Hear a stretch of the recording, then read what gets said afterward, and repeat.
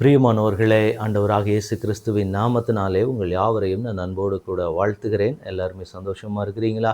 இந்த நாளிலே தேவனாகிய கர்த்தர் நம்மோட கூட பேசுகிற ஒரு வார்த்தை என்னவென்றால், ஆபகுக் தீர்க்கதரிசியின் புஸ்தகம் 3ஆம் அதிகாரத்தினுடைய 13ஆம் வசனம். உமது ஜனத்தின் இரட்சிப்புக்காகவும் நீர் அபிஷேகம் பண்ணுவித்தவனின் இரட்சிப்புக்காகவுமே நீர் புறப்பட்டீர். கழுத்தளவாக அஸ்திபாரத்தை திறப்பாக்கி துஷ்டனுடைய வீட்டில் இருந்த தலைவனை வெட்டினீர். அல்லேலூயா. இந்த வார்த்தையை கேட்டுக்கொண்டிருக்கிற எனக்கன்பான தேவனுடைய பிள்ளைகளே, ஆண்டவர் நம்முடைய வாழ்க்கையிலே எப்படிப்பட்டவராக இருக்கிறார் என்பதற்கு இந்த வசனம் ஒரு பெரிய ஆதாரமாக இருக்கிறது. நீ உமது ஜனத்தின் இரட்சிப்புக்காகவும் நீர் அபிஷேகம் பண்ணுவித்தவனின் இரட்சிப்புக்காகவுமே நீர் புறப்பட்டீர். ஆண்டவர் ஒரு மனுஷனை தனக்கென்று முன்குறித்து விட்டால் தன்னுடைய சொந்த ஜனமாக, தன்னுடைய சொந்த பிள்ளையாக அவர் ஏற்றுக்கொள்ளுவாரானால் அவர்களுக்காக தேவன் நமக்காக சத்துருக்களோட யுத்தம் பண்ணுகிறவர். அப்போ இந்த இடத்துல வேதம் சொல்லுகிற வார்த்தையை பார்க்கும்போது, உமது ஜனத்தின் இரட்சிப்புக்காகவும் நீர் அபிஷேகம் பண்ணுவித்தவனின் இரட்சிப்புக்காகவுமே நீர் புறப்பட்டீர். கழுத்தளவாக அஸ்திபாரத்தை திறப்பாக்கி துஷ்டனுடைய வீட்டில் இருந்த தலைவனை வெட்டினீர். ஏன் ஆண்டவர் அதை செய்கிறார் அப்படின்னு அதுக்கு அடுத்த வசனங்களில் பார்க்கும்போது, என்னை சிதறடிப்பதற்கு பெருங்காற்றை போல வந்தார்கள், சிறுமையானவனை மறைவிடத்திலே பட்சிப்பது அவர்களுக்கு சந்தோஷமாய் இருந்தது. நீர் அவனுடைய ஈட்டிகளாலேயே அவனுடைய கிராமத்து அதிபதிகளை உருவ குத்தினீர். நாம கடந்து போகிற பாதையில் ஒரு தேவனுடைய பிள்ளை, ஒரு அபிஷேகம் பண்ணப்பட்டவனுடைய வாழ்க்கையில் ஒரு தேவனுடைய பிள்ளைகளுக்கு விரோதமாக ஒரு சத்துரு எழும்புவான் அப்படின்னா நம்ம எல்லாருமே புரிந்து கொள்ள வேண்டிய ஒரு காரியம், அதை தேவன் வேடிக்கை பார்த்து கொண்டிருக்க மாட்டார்.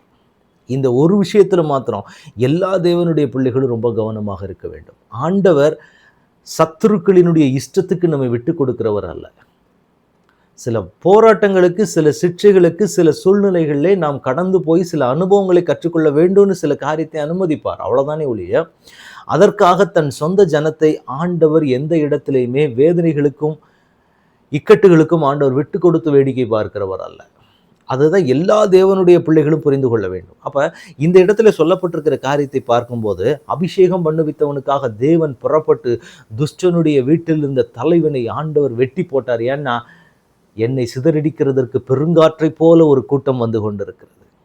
எப்படிரா இவங்க சந்தோஷமா இருக்கலாம், எப்படி இவங்க வாழ்றாங்க, எப்படி இவங்க நல்லா இருக்கிறாங்கன்னு சொல்லி என்னை பார்க்கிற ஒரு பெரிய கூட்டம் என்ன நினைக்குது அப்படின்னா, இவங்க எப்பொழுது அழிந்து போவார்கள், இப்போ இவங்க எப்படி விழுந்து போவாங்கன்னு சொல்லி அதற்கு விரோதமான கிரியைகளை செய்கிற சத்துருக்களை கொண்டும் சூழ்நிலைகளை கொண்டும் என்னென்ன விதத்துலலாம் என்னை காணர் பண்ணலாமோ அதற்கு எல்லாத்துக்கும் காணர் பண்ணுறதுக்கு ஒரு கூட்டம் இன்றைக்கும் நின்று கொண்டிருக்கிறது. கொஞ்சம் யோசிச்சு பாருங்க பார்ப்போம். ஆண்டவர் தன்னுடைய வல்லமையையும் தன்னுடைய மகிமையையும் தன் சத்துருக்களுக்கு முன்பதாக தேவன் காட்டுவார். இதை என்றைக்குமே ஒரு தேவனுடைய பிள்ளை மறந்து விடக்கூடாது. என் தேவன் எல்லா சூழ்நிலையும் பார்த்துக்கிட்டு ஆண்டவர் வேடிக்கை தான் பார்க்குறாருன்னு சில நேரங்களில் நமக்கே தோன்றலாம். ஏன்னா கர்த்தர் நமக்காக யுத்தம் பண்ணாத வரைக்கும் சில சூழ்நிலைகளுக்கு தேவன் அனுமதி கொடுத்திருப்பார், அது இல்லைன்னு சொல்லவே முடியாது.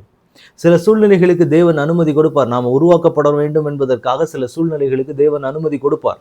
ஆனால் என்ன நடக்கும் அப்படின்னா அதற்கு பின்பாக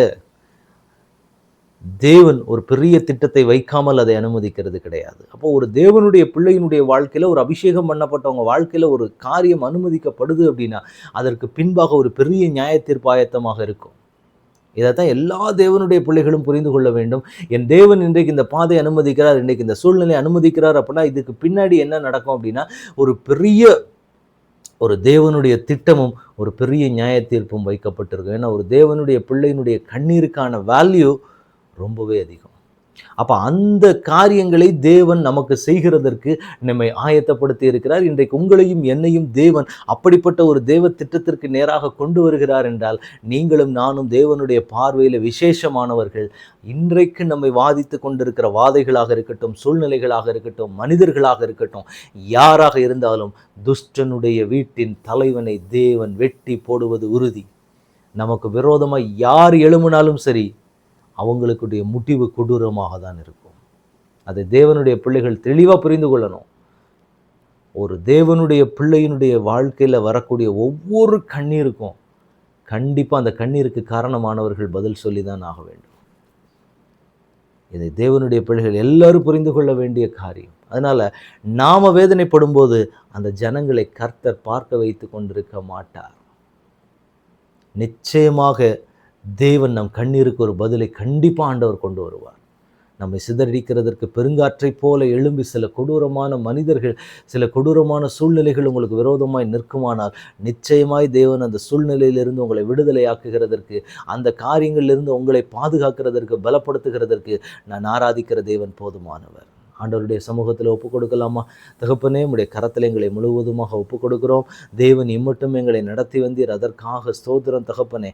அப்பா, எங்களை சிதறடிக்கிறதற்கு பெருங்காற்றை போல ஒரு கூட்டம் இன்றைக்கும் வந்து கொண்டிருக்கிறாங்க.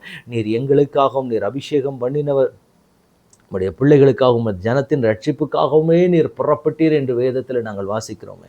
ஆண்டவரே, உங்கள் கரத்தில் அப்படியே எங்களை ஒப்புக் கொடுக்குறோம்ப்பா. எங்களுக்காக நீர் வைராக்கியம் கொண்ட தேவனாய் நீர் நிற்கிறதற்காக ஸ்தோத்திரம். உங்கள் பிரசன்னத்தினால எங்களை மூடுங்கப்பா. மூடி நடத்தும்படி அப்படியே உங்கள் கரத்தில் எங்களை ஒப்புக் கொடுக்குறோம். சேனைகளின் தேவன், நீங்கள் எங்களை பாதுகாத்து கொள்ளுங்க, பலப்படுத்துங்க. கழுத்தளவாய் அஸ்திவாரத்தை திறப்பாக்கி அப்பா, துஷ்டனுடைய வீட்டில் உள்ள தலைவனை வெட்டினீர் என்று சொல்லி நான் பார்க்கிறதின்படி அப்பா, எங்களுக்கு விரோதமாக நிற்கிற சூழ்நிலைகள், மனிதர்கள் எல்லாவற்றையும் என் தேவன் சங்கரித்து போடும்படி உடைய கரத்தில் ஒப்புக் கொடுக்குறோம். உங்கள் கரத்தில் ஒப்புக் கொடுக்குறோம் ஆண்டவரே. கர்த்தர் எங்களை ஆண்டு கொள்ளுங்க, வழி நடத்துங்க. இயேசு கிறிஸ்துவின் நாமத்தில் ஜெபம் கேளும் எங்கள் நல்ல பிதாவே. ஆமேன், ஆமேன், ஆமேன். God bless you.